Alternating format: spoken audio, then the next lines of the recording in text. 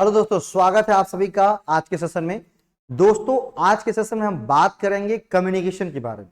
जी हाँ, UGC net paper 1 का unit number 4 communication है और ये इसलिए दिया गया है ताकि यूजीसी चाहती है कि जो भी असिस्टेंट प्रोफेसर बन के आए, नहीं, उनका कम्युनिकेशन लेवल बहुत ही अच्छा होना चाहिए, डेवलप्ड होना चाहिए, एक अच्छे कम्युनिकेटर होने चाहिए। क्योंकि एक शिक्षक को अच्छा कम्युनिकेटर होना बहुत जरूरी है ताकि वो अपने स्टूडेंट के साथ क्या कर सके, एक सार्थक, एक इफेक्टिव इंटरेक्शन कर सके, है ना। तो कम्युनिकेशन को जानेंगे कि व्हाट इज कम्युनिकेशन, कम्युनिकेशन में क्या क्या बैरियर्स आते हैं, कितने टाइप्स के होते हैं, कम्युनिकेशन के कौन कौन से मॉडल हैं, मास मीडिया क्या है, उसको सोसाइटी पे क्या इंपैक्ट है। मतलब इसी सब को कंपाइल करके हमारा सिलेबस डिजाइन किया गया। तो उसी चीजों को हम शुरू कर रहे हैं अपने यूट्यूब प्लेटफॉर्म पर। इसके कम्युनिकेशन के आज हम लेक्चर 1 करेंगे। इसी तरह से आपको लेक्चर्स कम्युनिकेशन के बारे में पूरा का पूरा लेक्चर्स आपको मिलेगा, है ना। और साथ ही हमने यूजीसी नेट पेपर 1 की भी बैचेस अनाउंस कर दी हैं। आप जाकर के वहां पर एनरोलमेंट ले सकते हैं। कोई प्रॉब्लम हो तो आप क्या कर सकते, दिए गए नंबर पर कॉल कर सकते हैं, डिस्क्रिप्शन में नंबर दिया गया है। साथ ही हमारे यूट्यूब चैनल का लिंक भी दिया गया, आप जरूर सब्सक्राइब करें। टेलीग्राम चैनल का लिंक दिया गया है, मोबाइल एप्लीकेशन का लिंक दिया गया, आप वहां से जाकर डाउनलोड कर सकते हैं। कोई भी समस्या आती है आप कॉल कर सकते हैं, व्हाट्सएप कर सकते हैं, वहां से आपको जानकारी मिल जाएगी। चलिए बिना समय गवाए चलते हैं यूनिट नंबर 4 कम्युनिकेशन, जिसको हिंदी में संप्रेषण कहा जाता है। क्या कहा जाता है? संप्रेषण नहीं, संचार भी कहा जाता है। कम्युनिकेशन के सबसे पहले इसको चैप्टराइज कर दिया। क्या किया है? पूरे सिलेबस को हमने चैप्टराइज कर दिया है। चैप्टर नंबर 1 में मैंने डाला है कम्युनिकेशन के मीनिंग और उसके कैरेक्टरिस्टिक्स के बारे में। Chapter number 2 types of communication के बारे में है। चैप्टर नंबर 3 कम्युनिकेशन बैरियर्स के बारे में है। चैप्टर नंबर 4 कम्युनिकेशन मॉडल के बारे में है। And chapter number 5 mass media and society के बारे में है। साथ ही साथ कम्युनिकेशन से रिलेटेड इंपॉर्टेंट टर्म जो एग्जाम पॉइंट ऑफ व्यू से काफी ज्यादा महत्वपूर्ण है, वो चैप्टर नंबर 5 में डाले गए हैं। इस तरह से 5 चैप्टर को पूरा टोटल करके पूरे सिलेबस को कंपाइल किया गया है, जिसमें आज हम बात करेंगे कम्युनिकेशन चैप्टर नंबर 1 के बारे में। किसके बारे में? चैप्टर नंबर 1 के बारे में। चैप्टर नंबर 1 के बारे में हम बात करें, चैप्टर नंबर 1 है हमारा कम्युनिकेशन के मीनिंग और उसके कैरेक्टरिस्टिक्स। क्या है? कम्युनिकेशन के मीनिंग और उसके कैरेक्टरिस्टिक्स। कम्युनिकेशन के मीनिंग और उसके कैरेक्टरिस्टिक्स के बारे में अगर हम बात करें, सबसे पहला बात है कम्युनिकेशन के मीनिंग के बारे में। तो कम्युनिकेशन वर्ड नहीं, उसका हिंदी नाम है संप्रेषण। कम्युनिकेशन जो हम कहते हैं वो क्या है? अंग्रेजी वर्ड है। क्या है? अंग्रेजी वर्ड। और ये कम्युनिकेशन वर्ड लिया गया है लैटिन शब्द से। उस लैटिन शब्द का नाम है कम्युनिस। क्या नाम है उसका? कम्युनिस, जिसका अर्थ होता है कॉमन अथवा सामान्य। कॉमन अथवा सामान्य मतलब इस वर्ड को अगर, इस लाइन को अगर समझे से, इसका मतलब है कि कम्युनिकेशन इसलिए ताकि चीजों को सामान्य किया जाए। हम कहते हैं ना, किसी के साथ अगर पंगा हो गया है, थोड़ा सा भगझक हो गया है, तो क्या करो, उसके साथ कम्युनिकेशन करो, सामान्य चीजें क्या हो जाएगी, चीजें सामान्य हो जाएंगी। तो कम्युनिकेशन सब लैटिन भाषा का शब्द से ली गई, जिसका मतलब होता है कॉमन, सामान्य। संप्रेषण प्रेषक और प्राप्तकर्ता। प्रेषक मतलब हो गया सेंडर, सेंडर जो कि मैसेज सेंड करता है। संप्रेषण में 2 लोग, एक सेंडर और एक रिसीवर। और प्राप्तकर्ता मतलब रिसीवर। कौन? रिसीवर। 2 तत्व होने चाहिए, एक तत्व, एक पक्ष सेंडर और दूसरा पक्ष रिसीवर। तो बोला संप्रेषण प्रेषक और प्राप्तकर्ता के बीच सामान्य समझ को स्थापित करने की क्या प्रक्रिया? सामान्य समझ को स्थापित करने की जो प्रक्रिया होती है प्रेषक और प्राप्तकर्ता के बीच, उसे हम क्या कहते हैं? संप्रेषण। उसे क्या कहा जाता है? संप्रेषण कहा जाता है। संप्रेषण एक व्यक्ति या समूह से दूसरे व्यक्ति या समूह को सूचना स्थानांतरित करने का काम है। मतलब एक व्यक्ति से दूसरे व्यक्ति, एक समूह से दूसरे समूह। याद होगा ना, व्हाट्सएप ग्रुप से क्या करते हैं? इस व्हाट्सएप ग्रुप से उस व्हाट्सएप ग्रुप पे, इस दोस्त को भेजा, वो उसको भेज रहा है, वो उसको भेज रहा है। तो मतलब एक व्यक्ति से दूसरे व्यक्ति, एक ग्रुप से दूसरे ग्रुप तक सूचना को स्थानांतरित करने का जो काम होता है, उसे हम क्या कहते हैं? संप्रेषण कहते हैं। उसको क्या कहते हैं? हम संप्रेषण कहते हैं। संप्रेषण की अगर बात की जाए तो संप्रेषण भाषण मतलब बोल करके, संप्रेषण लेखन लिख करके, संप्रेषण संकेत इशारों के माध्यम से सूचना को, विचार को, भावना को आदान प्रदान करने का एक जरिया है, एक काम है। क्या कहा? कि संप्रेषण भाषण बोल करके, लेखन लिख करके, वो संकेत तो इशारा के माध्यम से, जैसे भूख लगी हुई है, ऐसे इशारा कर देते, भैया भूख लगी है, खाना लाओ। नहीं तो इसके माध्यम से सूचना, विचार और भावना को आदान प्रदान करने की प्रक्रिया क्या है? विचार को आदान प्रदान करने की प्रक्रिया है। अगर हम बात करें डेफिनेशन की, डेफिनेशन काफी इंपॉर्टेंट हो जाता है, क्योंकि अब जो क्वेश्चंस पूछे जाते हैं बहुत ही गहराई से पूछे जाते हैं। तो कभी कभी क्या कर सकता है, आपको लाइनें लिख करके दी जा सकती हैं। ऐसे क्वेश्चंस भी सेट होने लगे हैं पेपर 1 में भी, मैंने पेपर 2 में भी देखा है। तो कोई बड़ी बात नहीं कि पेपर 1 में भी सेट करना शुरू कर दे। तो इसीलिए एक एक चीजों को हमको बारीकी से देखते चलना है, और मैं बिल्कुल साथ में हूं, आपको कोई भी परेशानी बिल्कुल नहीं होगी। इसके बाद हम लोग कम्युनिकेशन के बहुत अच्छे क्वेश्चंस भी करेंगे। जब सेशन खत्म होंगे, इसके लेक्चर खत्म होंगे, इसके बाद हम ढेर सारा लगभग 100 से ज्यादा आपके साथ कम्युनिकेशन के एमसीक्यू में आपके साथ प्रैक्टिस करूंगा, जिसको मैं करवाऊंगा। तो आप जरूर बिल्कुल जुड़े रहिएगा, ठीक है। चैनल को सब्सक्राइब और शेयर जरूर करिएगा अगर ऐसा ही अच्छा लगता हो तो। डेफिनेशन ऑफ कम्युनिकेशन की अगर बात करते हैं तो डेफिनेशन में सबसे पहला डेफिनेशन दिया गया न्यूमैन व समर के द्वारा। किसके द्वारा? न्यूमैन व समर के द्वारा। क्या कहा है न्यूमैन व समर ने? न्यूमैन व समर जी ने कहा है कि संप्रेषण दो या दो से अधिक व्यक्तियों के तथ्यों, विचारों, सम्मितियों का मतलब कंसेंट, किसका? जब बोलते हैं अपने, उन्होंने अपना कंसेंट हमें दे दिया। क्या दिया है? कंसेंट हमें दे दिया, सम्मिति, ठीक है। अथवा भावनाओं का परस्पर आदान प्रदान है। सम्मिति अथवा भावनाओं का क्या है? परस्पर आदान प्रदान है। अगले डेफिनेशन लिटिल जी के द्वारा दी गई। किसके द्वारा दी गई? लिटिल जी के द्वारा दी गई। क्या दी गई है? मानव संचार वह प्रक्रिया है, मतलब इन्होंने ह्यूमन कम्युनिकेशन की बात की। मानव संचार वह प्रक्रिया है जिसके द्वारा पहले से सहमत प्रतीकों के माध्यम से लोगों के बीच सूचना और जानकारी प्रसारित की जाती है, ताकि वांछित प्रतिक्रिया और प्रतिपुष्टि प्राप्त की जा सके। जो हमारे प्रतीक हैं, सहमत प्रतीक, मतलब जो हम भी जानते हैं, वो चीज आप भी जानते हो, उसी भाषा में हम दोनों बात कर रहे हैं, अपने विचारों को प्रसारित कर रहे हैं आपके बीच। तो इसे क्या कहा जाएगा? कम्युनिकेशन कहा जाएगा। क्या कहा जाएगा? इसे कम्युनिकेशन कहा जाएगा। अगले डेफिनेशन दी गई थियो हेमन के द्वारा। किसके द्वारा दी गई? थियो हेमन के द्वारा दी गई है। संचार एक व्यक्ति से दूसरे व्यक्ति को सूचना व समझ हस्तांतरित करने की प्रक्रिया है। क्या है? एक व्यक्ति से दूसरे व्यक्ति तक सूचना को व समझ को हस्तांतरित करने की जो प्रक्रिया है, उसे क्या कहा जाता है? संचार कहा जाता है। किसने कहा है? थियो हेमन जी ने कहा है। अगले डेफिनेशन लुइस ए एलन के द्वारा दी गई है। संप्रेषण एक व्यक्ति के मस्तिष्क को दूसरे से जोड़ने वाला पुल है। मतलब एक व्यक्ति के मस्तिष्क को दूसरे व्यक्ति के मस्तिष्क से जोड़ने का जो काम करता है उसको कहते हैं कम्युनिकेशन। कैसे?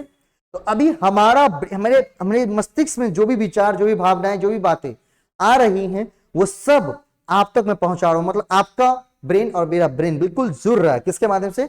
कम्युनिकेशन के माध्यम से। किस माध्यम से? कम्युनिकेशन के माध्यम से। अभी ये मत पूछना कौन सा कम्युनिकेशन, ये बताऊंगा आगे वाले लेक्चर्स में जब हम टाइप्स ऑफ कम्युनिकेशन करेंगे, ठीक है। जिसके अंतर्गत कहने, सुनने व समझने की एक व्यवस्थित प्रक्रिया शामिल होती है। क्या होती है? कहने की प्रक्रिया शामिल होती है, सुनने की प्रक्रिया शामिल होती है, समझने की प्रक्रिया शामिल होती है। ये सारी प्रक्रिया शामिल होती है। लुइस ए एलन जी ने ऐसा कहा है। नेक्स्ट बात करेंगे मैकफारलैंड के अनुसार संप्रेषण मनुष्यों के बीच सार्थक अंतःक्रिया। सार्थक अंतःक्रिया मतलब इंटरेक्शन। एक सार्थक मतलब जिसका कुछ अर्थ निकल पाए, मतलब जो दो मनुष्यों को इफेक्टिव, सार्थक नहीं, कुछ जिसका कुछ अर्थ निकल सके, ऐसी अंतःक्रिया करवानी है। इसके लिए जिस प्रक्रिया को फॉलो किया जाता है, क्या किया जाता है? जिस प्रक्रिया को फॉलो किया जाता है उस प्रक्रिया को हम संप्रेषण कहते हैं। क्या कहते हैं? उस प्रक्रिया को संप्रेषण कहते हैं, ठीक है। अगली उपरोक्त परिभाषा के आधार पर कह सकते हैं कि एक व्यक्ति अथवा सोर्स से, अब सर क्या सेंडर एक व्यक्ति ही हो सकता है? नहीं, सोर्स भी हो सकता है। क्या हो सकता है? सोर्स भी क्या हो सकता है? सोर्स भी हो सकता है। अब जैसे आप कोई न्यूज़पेपर पढ़ रहे हो, आप कोई बुक्स पढ़ रहे हो, तो ये जो न्यूज़पेपर है, ये जो क्या है? ये जो न्यूज़पेपर है, ये जो बुक्स हैं, ये क्या है? सोर्स है। ये भी एक सेंडर के रूप में काम करती है, ये भी हम तक मैसेज पहुंचाती है। बुक को रीड करना भी कम्युनिकेशन है। नहीं, बुक को रीड करना भी, न्यूज़पेपर को रीड करना भी कम्युनिकेशन है। तो एक व्यक्ति अथवा स्रोत से दूसरे व्यक्ति अथवा स्रोत को क्या करना? मनोभाव, सूचना, तथ्य तथा ज्ञान का आदान प्रदान करना। मतलब अपने मन के भाव को एक दूसरे तक आदान प्रदान करना, सूचना का आदान प्रदान करना, तथ्यों का आदान प्रदान करना, ज्ञान का आदान प्रदान करना। ये क्या कहलाएगा? कम्युनिकेशन कहलाएगा। क्या कहलाएगा? कम्युनिकेशन कहलाएगा। अगली चीजें जो दी गई हैं कम्युनिकेशन सिस्टम के बारे में दी गई हैं। किसके बारे में दी गई हैं? कम्युनिकेशन सिस्टम के बारे में दी गई हैं। यहां से जाना बहुत इंपॉर्टेंट है भैया। कम्युनिकेशन सिस्टम की अगर बात करोगे मतलब सिस्टम मतलब आप जानते हैं भाई, एक सिस्टम, एक प्रक्रिया पूरी की पूरी, और उस प्रक्रिया के सिस्टम की जब हम बात करते हैं तो किसकी बात, संप्रेषण प्रणाली, कम्युनिकेशन सिस्टम है। ये तीन चीजें, ये तीन पिलर्स पे खड़ा है कौन, इन तीन पिलर्स पे खड़ा है कम्युनिकेशन सिस्टम। और उन तीनों पिलर में पहले पिलर का नाम है संप्रेषण की विषय सामग्री। संप्रेषण के सिस्टम में सबसे पहले जरूरी है हमारी संप्रेषण की विषय सामग्री, कंटेंट, जो हमारा मैसेज क्या होगा, ये कंटेंट फाइनल करना। अभी अभी मैंने आप क्लासेस ले रहा हूं आपकी, तो सबसे पहले मुझे फाइनल जो करना है वो क्या करना है, फाइनल कंटेंट फाइनल करना है। अगला दूसरा है हमारा मेथड और मोड ऑफ कम्युनिकेशन। जब हमने कंटेंट फाइनल कर लिया, अब हमें ये सोचना होता है कि कौन सा मेथड, कौन सा मोड को मैं फॉलो करूं ताकि सूचना दूर दूर तक पहुंच सकती है।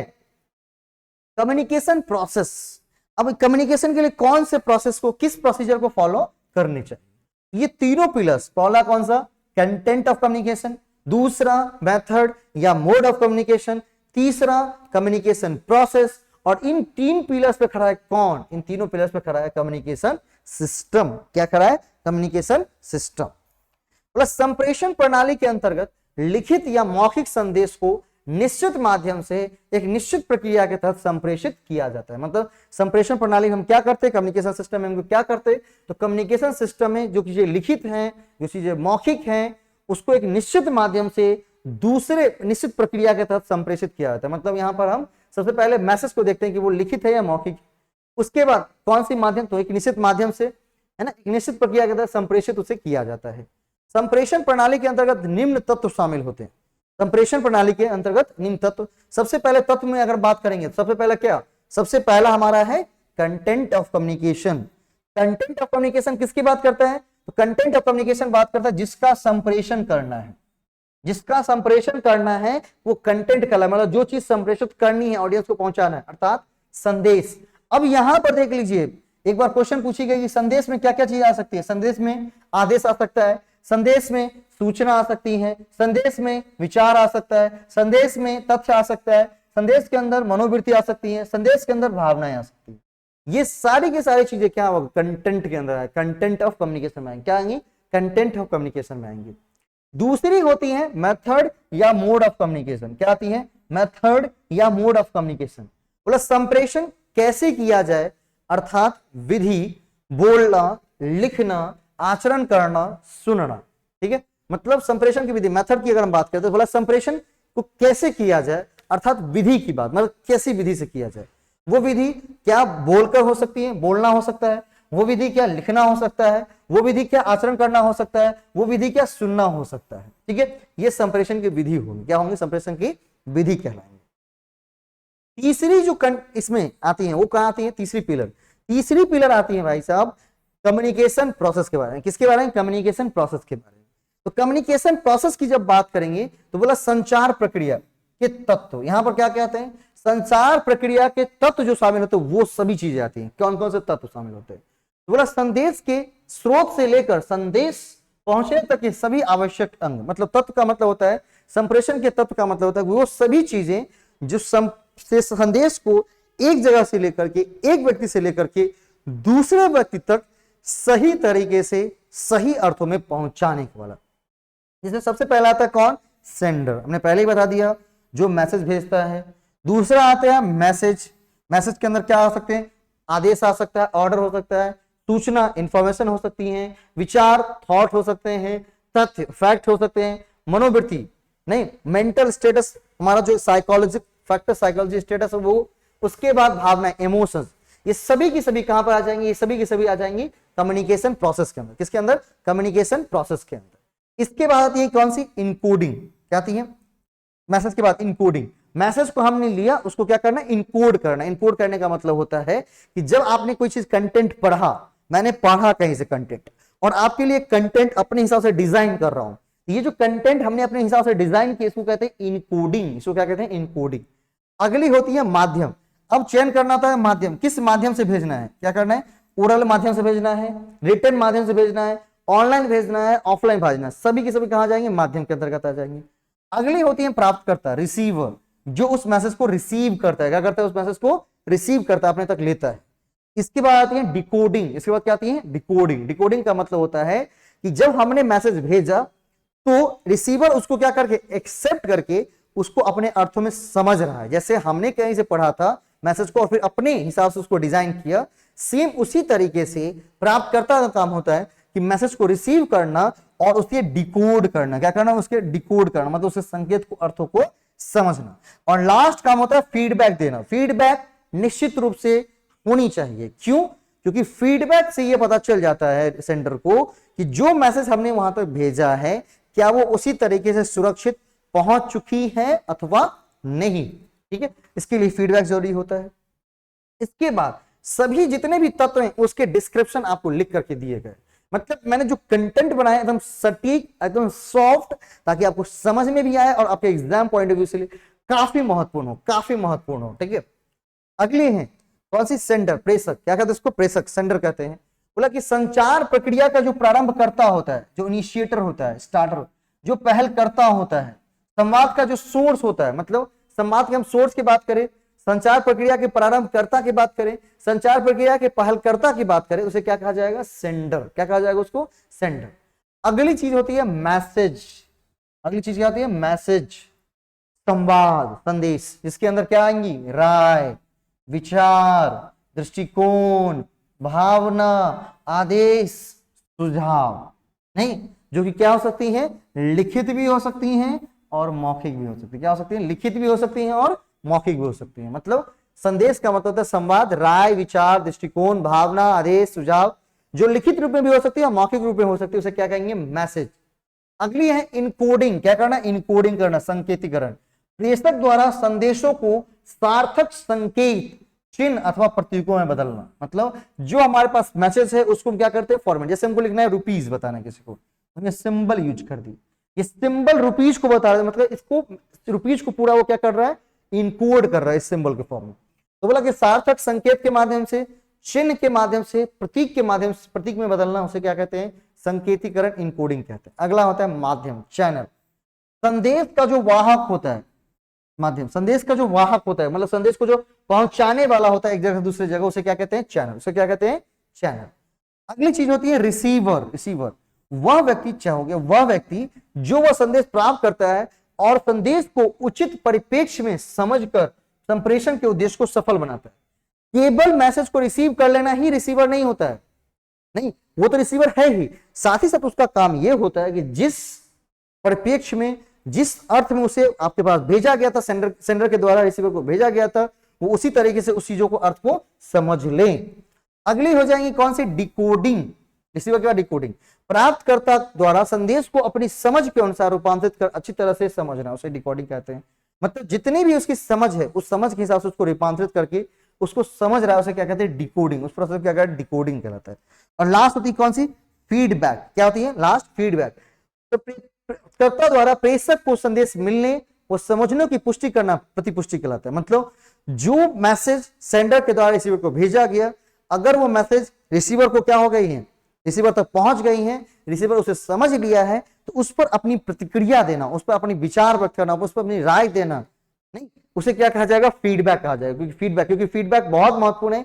इसीलिए मैं भी आप लोगों से गुजारिश करता हूं कि निश्चित रूप से वीडियो कमेंट में फीडबैक जरूर दीजिएगा कि आपको वीडियो कैसा लगा, आप क्या चाहते हो, क्या और वीडियो लानी चाहिए इस पर, मतलब इस कम्युनिकेशन या किसी और टॉपिक पर। कम्युनिकेशन पे तो आएंगे ही, अगर किसी और आप चाहते हो तो वो भी आएंगे। निश्चित रूप से आपको रिसर्च वाला भी वीडियो देखने को मिलेगा, जल्द ही मिलेगा देखने को, तो वो भी आपको यहाँ पर इस चैनल पर मिलेंगे। ठीक है, अगर वीडियो अच्छा लगता हो, नहीं, यहां से क्या करेंगे? नेक्स्ट चैप्टर में हम लोग करेंगे। नेक्स्ट यहां तक सिर्फ कम्युनिकेशन की मीनिंग। एक बात लास्ट जाते जाते ये बता देना चाहता हूं कि ये जैसे लिखी गई कम्युनिकेशन प्रोसेस के अंदर वो ऐसे ही रहेंगी। कभी कभी मिलाने वाला रहता है कि कौन पहले कौन बाद में। सबसे पहले 1 नंबर वो 1 रहेगा, 2 नंबर मैसेज रहेगा, 3 नंबर किसके लिए? इनकोडिंग के लिए, 4 नंबर किसके लिए? चैनल के लिए है, 5 नंबर किसके लिए? रिसीवर के लिए है, 6 नंबर क्या है? डिकोडिंग के लिए, 7 नंबर किसके लिए? फीडबैक के लिए। ये सातों जैसे जा रहे हैं वैसे ही जाएंगे। यहां से ऐसे जा रहे हैं, ऐसे ऐसे ऐसे ऐसे ऐसे ऐसे और ऐसे। ठीक है, सबसे पहला सेंडर, याद रखना है, इसको भूलना नहीं है। सेंडर, दूसरा मैसेज, तीसरा इनकोडिंग, चौथा माध्यम, चौथा माध्यम, पांचवा रिसीवर, छठा डिकोडिंग संकेतार्थीकरण और फीडबैक प्रतिपुष्टि। क्या होता है? फीडबैक प्रतिपुष्टि। तो बस आज इतना ही कम्युनिकेशन के मीनिंग और कम्युनिकेशन के सिस्टम के बारे में आपने जाना। कल हम लोग जानेंगे characteristics of communication and objective of communication. तो तब तक के लिए Ram Ram, bye bye. Channel को सब्सक्राइब जरूर कर लीजिएगा, टेलीग्राम चैनल का लिंक मिल जाएगा। कोर्सेज ज्वाइन करनी है तो क्वेरी कर सकते हैं। बहुत बहुत धन्यवाद, मिलते हैं नेक्स्ट क्लास के अंदर। Thank you so much.